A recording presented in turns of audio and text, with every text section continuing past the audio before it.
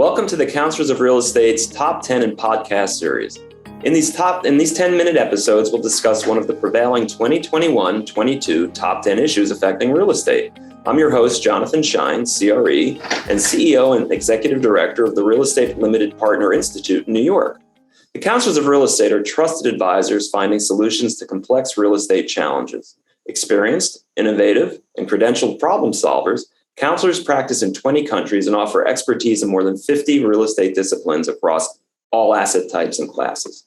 Each has earned the prestigious CRE designation. Our guest for this episode is Conway, CRE, principal and co-founder of Red Shoe Economics in Lilburn, Georgia. Casey authored the narrative supporting the number 9 issue of this year's compilation of the top 10 issues affecting real estate, Adaptive Reuse 2.0. To review all of the issues in this year's report, visit cre.org/top10. Welcome, Casey. Thanks, Jonathan. Great to be with you. Thank you. So, as we see it, adaptive reuse is not a new concept to commercial real estate and has become an important sector in its own right. You've talked about adaptive reuse 2.0 and the neighborhood approach. Can you please explain? Sure. So I've loved adaptive reuse. I think it's primarily because I'm afraid of dying and I'm hoping I can adaptively reuse myself before they figure out that I'm dead. I can have another use in the afterlife. Not too soon. Not too soon. Not too soon. When I started this years ago, the first paper I wrote on it was turning blight bright. And it really, adaptive reuse originally, go back a decade ago, was about how to take that isolated urban eyesore in a closed train station or a bus station that really was an eyesore in the downtown of the urban area. And how do we fix it? How do we bring it back to some kind of life? And so typically it was, a good soul, good CRE that, brought philanthropy to the table, and we did a CRE project, and we would fix that project. Well, we've done a lot of those, and they've been very successful. And so what we're seeing happen now is we're seeing the scale of the problem, that we have more empty buildings, more unutilized assets. Look what's happened in retail. Before COVID, we had a record 9,000 stores closed, and then COVID accelerated everything. What are we going to do with office buildings? What might we do with business convention centers and venues if we don't go back to the same places? And so as I started to think about it, I started to look around the country and see if anybody was dealing with it in a bigger, more macro level. And so I came up with this, all right, let's call it Adaptive Reuse 2.0, just like the Hollywood movie celebrities, the sequel. And I called it the neighborhood approach because I found some really neat examples where communities had said, let's look holistically at our neighborhood and see, wow, there's really 5 or 10 or 15 empty eyesores or potential blight uses. And the biggest challenge in my first paper was local government. They didn't understand it. They didn't want to do a change. And so it was really difficult to get that done. Well, when you now engage local government on a neighborhood level with zoning and everything else, you communicate to developers and investors that, hey, here's a whole area. And here's what we think will allow you to do. We want more housing over here. We want more office and green space over here. And it really fits well with the big problem that we have, which is regional malls. All of us have a dying or dead mall in our community. And what do we do with it? Because what's all around it are great households, great neighborhoods. They're full.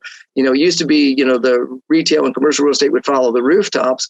Well, now we already have the rooftops there. It's adaptive reuse is following kind of the empty stuff. So we did a paper that we published in late May that we called it that Adaptive Reuse 2.0 and the neighborhood approach. And we studied South Florida, and we looked at all the examples, whether it was Wynwood or Doral, the city of Doral, where the Doral Country Club is, and Whitback, Coral Gables, places that are really taking this neighborhood approach on. We looked at places like outside Phoenix, Arizona, in the city of Tempe near Arizona State. They did a project called Marina Heights. They built a lake. They brought in Allstate as their headquarters. They did housing. They tied it into green space. There's another one in Denver called the Streets of South Glen. I grew up in Denver. It was in a mall when I was growing up as a teenager, South Glen Mall. And it took over a decade to kind of get it all straightened out, but really great neighborhoods around it. So what I see as the success to adaptive reuse now and for local communities is don't look at individual assets or eyesores. Look at the whole neighborhood and put a plan just like you would do in normal zoning and planning. Wow. So what are some of the unique adaptive reuse projects you've seen recently that merit attention? I've seen them all over the board. One of my favorite ones is in Boston. We called it converting Shank to Swank. It was a prison to a hotel in downtown Boston. And they kept the prison bars, and it's a really cool place. The city of Denver has a lot of great ones. They almost destroyed all of their historic assets in the 1960s and 70s when they wanted to be a modern hip city. And so they've done things with their train station and a lot of their historic buildings. One of the neat ones I like in Denver is the old Stapleton Airport. They preserved the air traffic control tower and made it into a kind of an entertainment venue called the Punch Bowl Social. I hope it made it through COVID. But it was, you keep something unique and different. That Marina Heights outside ASU, which is right at the base of the mountain, you build a lake in the middle of a desert. And it was outside the Big Dig. It was the largest continuous concrete pour because, in the desert, if you don't put a concrete floor underneath your lake, it all drains away. And it's just a big hole in the ground. So there's a lot of neat ones. Other on small scales. When I wrote my first report, we saw where they were converting branch banks, small towns that had lost maybe their last branch bank, but they didn't have a public library or a town meeting hall. And they worked with, this one was, they partnered with Auburn University in Alabama, and they converted this old branch bank into a really neat new library, town meeting hall. So it doesn't have to be huge. These are very, very scalable type assets. Well, Shank to Swank. I'm still feeding on that one. I guess it puts Hotel California at ease. You can check out and leave. You know what I mean? Just imagine if we still had Alfred Hitchcock around, he could have used that for a set of some kind. Another one that I'm working on right now that's pretty innovative for office people is what are we going to do with office buildings if we don't need as much space? And so one of the neat ones I'm doing, I'm under a non-disclosure, but I can tell you it's in the Chicago market, and they're looking at the final feasibility of taking the office building, they're gutting all the floors, and they're converting it to aquaponics. So you don't need to go back with the TI improvements. You don't need a lot of water. You can use all of the elevators to move things. You can use these robots that go up and down the rows of produce that you're growing. And if the tomato looks like it's ripe, it sends a pulse and it causes the stem to reflex and the tomato to drop in a little arm basket. But the numbers on this is you can buy these buildings and you can replicate rents of almost $20 a square foot because you don't need as much full service, not as much expenses. And now it's locally grown, organically produced. You're growing fish on one level and pumping the fish poop water into these racks that are growing every kind of vegetable with no partitionings, no walls.